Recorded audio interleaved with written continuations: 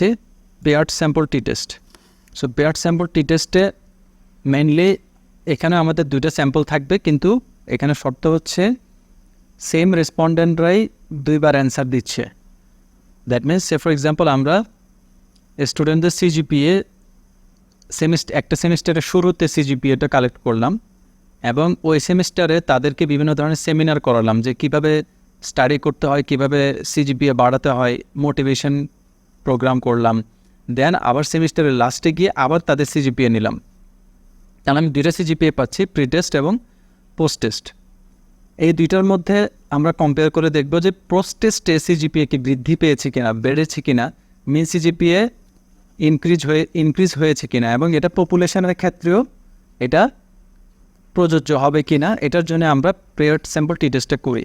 তো paired sample টি টেস্টও same, যে আলটিমেটলি আমরা there is no difference between pre এবং পোস্ট টেস্ট। নাল হাইপোথিসিসে বলা হচ্ছে নো ডিফারেন্স, দ্যাট মিনস দুইটা সেম হবে, ওই যে আগের কথাটার মতো there is no difference between male and female CGPA. কিন্তু অল্টারনেট হচ্ছে দেয়ার ইজ এ ডিফারেন্স। আমাদের মেন উদ্দেশ্য হচ্ছে অল্টারনেট হাইপোথিসিসটাকে প্রমাণ করা যে there should be a difference, because আমরা প্রি টেস্ট নিয়েছি এক ধরনের সিজিপিএ আসবে, সেমিনার বা এগুলো করানোর পর কিন্তু সিজিপিএ বৃদ্ধি পাওয়ার কথা। তাহলে আসলে এখানে কিন্তু ডিফারেন্স থাকাটাই স্বাভাবিক। কিন্তু নাল হাইপোথিসিসে আমরা সবসময় বলি যে উল্টা, যে দেয়ার ইজ নো ডিফারেন্স, এবং দ্যাটস ওয়াই এটা যদি রিজেক্ট হয় আমার অল্টারনেট হাইপোথিসিসটা অ্যাকসেপ্ট করা যাবে। এগুলো সব সেম 0.05 সিগনিফিকেন্স লেভেল টি টেস্ট করছি আমরা। ডিসিশন রুল হচ্ছে এটাই, পি ভ্যালু যদি কী হয় 0.05-এর চেয়ে ছোটো হয় তখন আমরা নাল হাইপোথিসিসটা রিজেক্ট করে দেব। দ্যাট মিনস আমরা শুধু পি ভ্যালু দেখে কাজ করছি, পি ভ্যালুটা, এটাই হচ্ছে আমাদের ডিসিশন। আমরা SPSS-এ দেখি পেয়ার্ড স্যাম্পল টি টেস্টটা SPSS-এ কীভাবে করতে হয়। তো SPSS-এর আমার এখানে আমি দুইটা প্রি টেস্ট কিছু স্যাম্পল দিয়ে আছে 60 জন স্টুডেন্টের সেমিস্টারের শুরুতে নেওয়া হয়েছে। তাদেরকে বিভিন্ন মোটিভেশন প্রোগ্রাম গাইডলাইন্স দেওয়ার পর আফটার দ্য সেমিস্টার আবার সিজিপিএটা নেওয়া হয়েছে। তো এখন আমরা জানতে চাচ্ছি যে সিজিপিএটা আলটিমেটলি ইনক্রিজ হয়েছে কিনা সিগনিফিকেন্টলি। এটার জন্য আমরা অ্যানালাইজে যাব, কম্পেয়ার মেইনে যাব। এর আগে কিন্তু আমরা এখান থেকে ওয়ান স্যাম্পল টেস্ট করেছি, ইন্ডিপেন্ডেন্ট স্যাম্পল টি টেস্ট করেছি, এবং আরেকটা অপশন রয়ে গেছে, সেটা হচ্ছে পেয়ার্ড স্যাম্পল টি টেস্ট। এটাতে আমরা ক্লিক করব। ক্লিক করলে এখানে প্রি টেস্ট সিজিপিএ যেটা, এটাকে আমরা প্রথমে ইনক্লুড করব। এটা ভেরিয়েবল 1, পেয়ার 1 ভেরিয়েবল 1-এ এটা এসেছে। পোস্ট টেস্ট যেটা, সেটাকে আমরা ইনক্লুড করব, এটা হচ্ছে ভেরিয়েবল 2-তে এসেছে। এখান থেকে কিছুই করা লাগবে না, জাস্ট আমরা ওকেতে ক্লিক করব। এই তো আমাদের রেজাল্ট। প্রি টেস্টে সিজিপিএ ছিল 3.44, পোস্ট টেস্টে সিজিপিএ হয়ে গেছে 3.50 বা 51। তাহলে নর্মালি এটা হচ্ছে স্যাম্পলের মধ্যে দেখা যাচ্ছে, সেটা আলটিমেটলি স্যাম্পলের মধ্যে দেখতে পাচ্ছি যে পোস্ট টেস্টে সিজিপিএটা বৃদ্ধি পেয়েছে সেমিনার করানোর মাধ্যমে, মোটিভেশন গাইডলাইন্স দেওয়ার মাধ্যমে। এখন আমরা জানতে চাচ্ছি যে এটা আলটিমেটলি সিগনিফিক্যান্ট কিনা পপুলেশনের ক্ষেত্রে, সকল স্টুডেন্টের ক্ষেত্রে সেম জিনিসটা হবে কিনা, যে তাদেরকে মোটিভেশন করলে সিজিপিএ বাড়বে গাইডলাইন্স দিলে। এটা জানার জন্য আমাদেরকে টি টেস্টের হেল্প নিতে হবে। নিচে যে টি টেস্টটা আছে এখানে যেটা কোরিলেশন আছে এটা আমাদের দরকার নেই, আমাদের মেনলি ডেসক্রিপটিভ স্টেপটা লাগবে, নিচে পেয়ার্ড স্যাম্পল টি টেস্টটা লাগবে। এখানে আমরা দেখতে পাচ্ছি এই যে সবার লাস্টে একটা পি ভ্যালু দেওয়া আছে, টোটাল সিগনিফিক্যান্স পি ভ্যালু, এটা হচ্ছে পি ভ্যালু।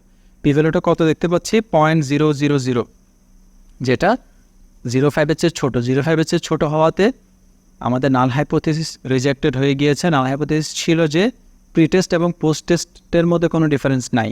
অতএব নাল হাইপোথিসিস যেহেতু রিজেক্টেড, অর্থাৎ এটাই প্রমাণিত হয় যে there is a significant difference between pre test এবং পোস্ট টেস্ট, এবং অ্যাপারেন্টলি পোস্ট টেস্টে সিজিপিএটা বৃদ্ধি পেয়েছে। এবং যেহেতু এটা সিগনিফিক্যান্ট হয়েছে মানে হচ্ছে যেটা পপুলেশনের ক্ষেত্রেও এই রেজাল্টটাই আসবে, যে গাইডলাইন্স দিলে স্টুডেন্টদের সিজিপিএ বাড়বে। আমি সেম জিনিসটা আমরা এখন ওয়ার্ড ফাইলে এখানে নিয়ে আসলাম। ভেরিয়েবল দিলাম প্রি টেস্ট মেইন এত, পোস্ট টেস্ট মেইন এত, স্ট্যান্ডার্ড ডেভিয়েশনগুলো বসালাম, টি টেস্ট বসালাম, পি ভ্যালুটা হচ্ছে আমরা এখান থেকে দেখব। এটা হচ্ছে সিগনিফিক্যান্ট, যেহেতু পি ভ্যালুটা 0.05-এর চেয়ে ছোটো। এবং এখানে একইভাবে বললাম পেয়ার টি টেস্ট করা হয়েছে কেন, সিজিপিএ অফ স্টুডেন্ট, এটা কম্পেয়ার করেছি প্রি টেস্ট পোস্ট টেস্টের মাধ্যমে, পোস্ট টেস্টের মধ্যে, এবং টি টেস্টের সিগনিফিক্যান্ট যেখানে পোস্ট টেস্টে সিজিপিএটা higher than the pre test. এই মেইনগুলো দিয়ে দিয়েছে, স্ট্যান্ডার্ড ডিভিশনগুলো দিয়ে দিয়েছে, এবং এখানে পি ভ্যালু তারপর হচ্ছে টি এগুলো দেওয়া আছে। ঠিক আছে, তো এটা to tell.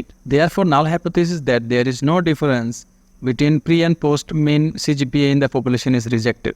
So, null hypothesis ultimately reject হয়ে গিয়েছে because null hypothesis আমরা বলেছিলাম there is no difference between pre এবং post. তো null hypothesis যেহেতু rejected, ultimately alternate hypothesis accept করা যাবে. It can be concluded that there is a difference between pre এবং post test or pre and post mean CGPA in the population. এটা হচ্ছে pair টি test. এই দুইটা টেস্টই mainly বেশি popular, independent sample টি test, pair sample টি test. Pair sample টি টেস্টটা যারা experimental research করে তাদের ক্ষেত্রে এটা ব্যবহার করে থাকে। তারা অনেক সময় বিভিন্ন এক্সপেরিমেন্ট করার আগে প্রি এক্সপেরিমেন্ট ডেটা কালেক্ট করে, এক্সপেরিমেন্ট করার পরে আরেকটা পোস্ট এক্সপেরিমেন্ট ডেটা কালেক্ট করে এবং তাদের মধ্যে কম্পেয়ার করে দেখতে চায় যে পারফরমেন্স বা চেঞ্জ আসছে কিনা সিগনিফিক্যান্টলি, ওইটা দেখার জন্য।